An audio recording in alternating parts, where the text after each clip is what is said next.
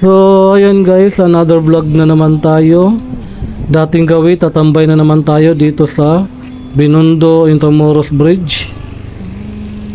So napapansin nyo guys, sobrang daming tao ngayon dahil araw ng linggo. So maraming namamasyal dito guys at tumambay sa tulay. Dito rin sa park sa baba guys, marami din mga kabataan naglalaro ng skateboard. So ito yung ilog, sobrang linis. Ngayon maraming mga bata guys ay naglalaro sa baba. Yun nag-skateboard sila, yung iba nagtambay, mga ibang din guys, mga bikers. So napapansin nyo guys, ang daming din mga kabataan sa baba. Mas okay na yung ganyan guys kaysa ibang bagay ang libangan nila. So ito naman sa taas guys, makikita nyo guys, overlooking, ang ganda ng mga tanawin dito.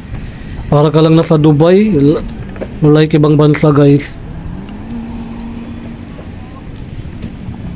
Ito yung dahilan guys, bakit gusto ko dito tumambay, dahil ang ganda ng mga tanawin, ang ganda ng tulay, ang ganda ng paggawa ng tulay. Ano siya guys, attractive siya sa sa mga tao.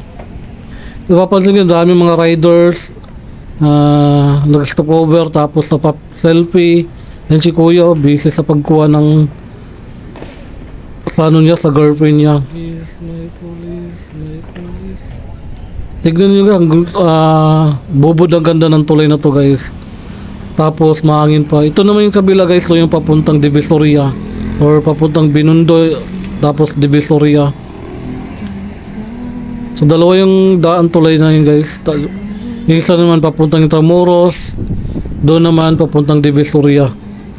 Kabilaan yan. So may napapansin guys, ang ganda ng motor ni ate Ninja 400 Kawasaki. May dream bike.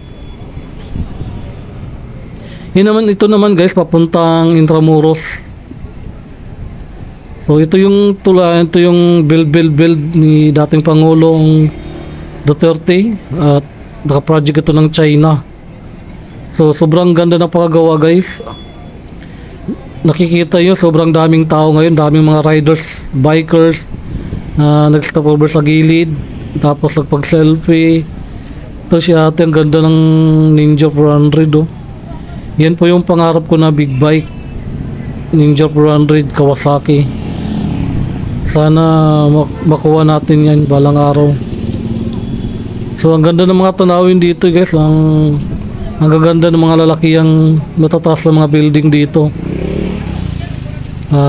Tama-tama siya guys sa combination sa tulay. Yung mga building tapos yung tulay, napaka-perfect yung guys, pagkagawa ng tulay.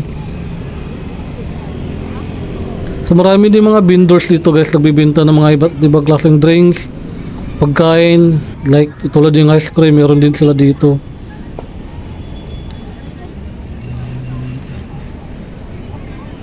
So nakikita niyo guys, ang daming taong tumambay ngayon. So ganito lagi guys dito, araw-araw, dito gabi-gabi. Ang dami talaga mga tumatambay dito.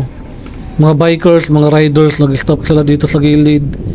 Tapos tumambay, tapos ginawa lang tambayan. Parang ganun guys. Ang ganda ng mga tanawin dito. Talagang solid na solid yung oras mo dito guys. Kahit remembrance lang, pa-selfie ka lang dito, uuwi ka na ng masaya. Kasi mayroon ka ng remembrance dito sa tulay na to. Ang ganda talaga ni ate. Ganda pa ng big bike, ganda pa ni Lady Rider. So ayun guys, hanggang dito lang yung vlog natin guys. I hope na magustuhan po ninyo at mag-i-enjoy kayo sa vlog na to. Ito yung mga bikers guys, yan, nag-iikot yan sila. Tapos baba, doon naman sa kabila. So paikot-ikot lang yan din guys, kabilaan. Itong dalawa busy sa pag-selfie So ito yung guys, maraming nagpapa-selfie dito. Marami din mga vloggers dito guys. So ayan guys, see you next vlog guys. Huwag nyo kalimutan mag-follow guys. And paki-share na rin yung video na to. Kung